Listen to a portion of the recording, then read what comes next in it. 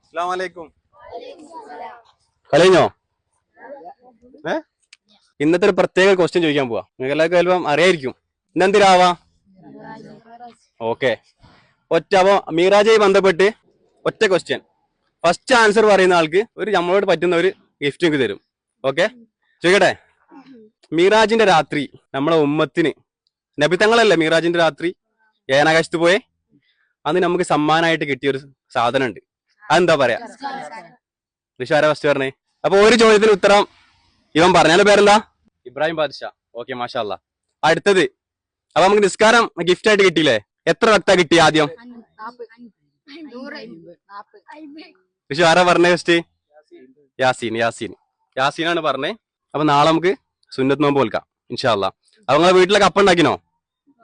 Video കൊണ്ടുള്ള ഉദ്ദേശം വലിയ ഗിഫ്റ്റ് കൊടുക്കുക എന്നുള്ളത് മാത്രമല്ല, വലിയൊരു മെസ്സേജ് പാസ് ചെയ്യുക എന്നുള്ളതാണ്. ഇതുപോലത്തെ രാവുകൾ നമ്മളെ കുട്ടികളെ മനസ്സിൽ നിന്ന് ഒരിക്കലും പോകാൻ പാടില്ല. അപ്പോൾ കുട്ടികൾക്ക് വലിയൊരു മെസ്സേജാണ് ഈ വീഡിയോയിലൂടെ ഞാൻ ഉദ്ദേശിച്ചത്. ഇതിൽ സമ്മാനം കിട്ടിയ ആളുകൾ മാത്രമല്ല ആൻസർ പറഞ്ഞത്, മിക്കവാറും എല്ലാവരും ആൻസർ പറഞ്ഞിട്ടുണ്ട്. ഫസ്റ്റായിട്ട് ആൻസർ പറഞ്ഞവർക്കാണ് ഗിഫ്റ്റ് കൊടുത്ത്. മനോഹരമായ കാഴ്ചകൾ അവസാനിക്കുന്നില്ല. വീണ്ടും കാണാം.